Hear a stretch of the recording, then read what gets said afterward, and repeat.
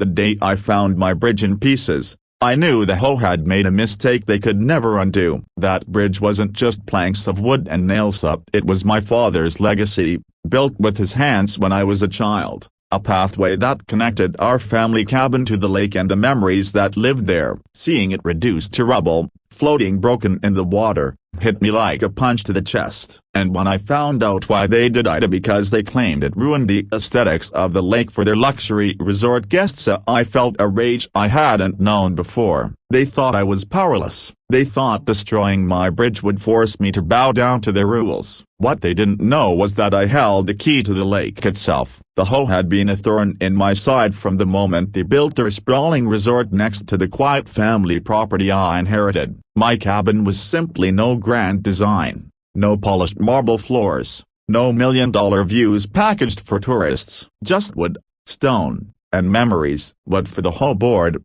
my cabin was an eyesore. They wanted every inch of the lake to look like a glossy magazine cover. First, they fined me for the dock I used to fish with my son. Then they threatened me over my campfire pit, saying smoke bothered their exclusive clientele. And then came the bridge, the one my father and I built when I was 12, stretching over a narrow inlet where the lake met a small creek. It was more than just the bridge, it was the heart of my connection to this place. I confronted them the day after the destruction, standing in front of their smug HOA president, a man named Clark who wore pastel polos and carried himself like he owned the world. We had every right, he sneered. The bridge was unsightly and interfered with the property value of our resort. Consider this a final warning. That was when I realized Clark didn't even know the full truth. He had no idea that while they owned their resort, I owned the dam. A dam my grandfather had built generations ago to create the lake they now profited from. The water that shimmered outside their million-dollar suites.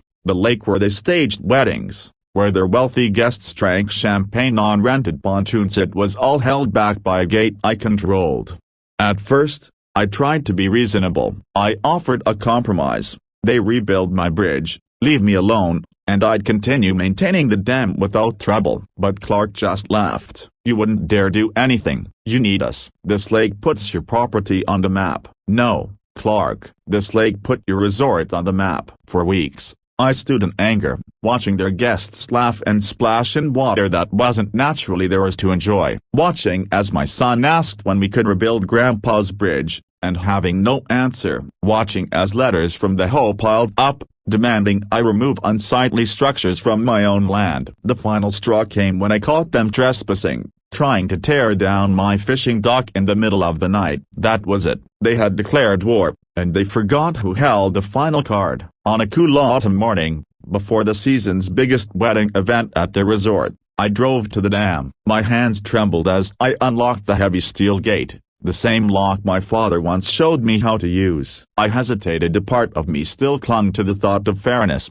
of peace. But then I saw the broken remains of our bridge piled on the shore, like trash. I thought of my grandfather, who had built this dam with the promise that it would serve the family and community, not greedy outsiders. And I thought of my son, who deserved to inherit respect, not humiliation. With one deep breath, I turned the wheel and opened the floodgates. The roar was deafening. Water surged forward, rushing like a beast finally set free. Within hours, the lake that sparkled in front of the resort was gone, a drain to nothing but mud, cracked earth, and the skeletons of old trees that once stood before the water rose. Their pristine resort now looked out over a wasteland. Boats lay useless in muck. Their lakefront weddings were cancelled. And the $4 million investment they had bragged about in every glossy brochure, ruined. When Clark and the board came storming to my cabin, spitting threats of lawsuits, I handed them the original deed my grandfather left me. It spelled it out in clear ink.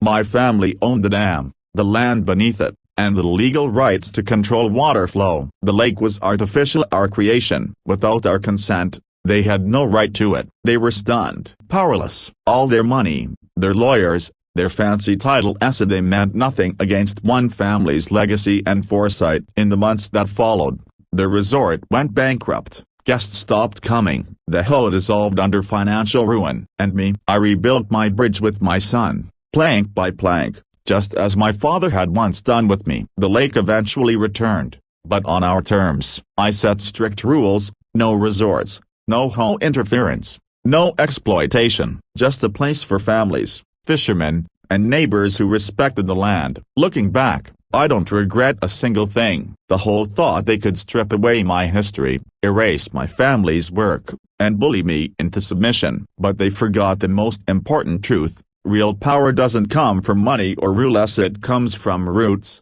from legacy, from the things you stand for when everything else is taken away. So when people ask me what happened to the lake resort that once sparkled with wealth, I just smile and point to my bridge. They tried to destroy what mattered to me, I say, but in the end, it wasn't the bridge that broke here, it was them.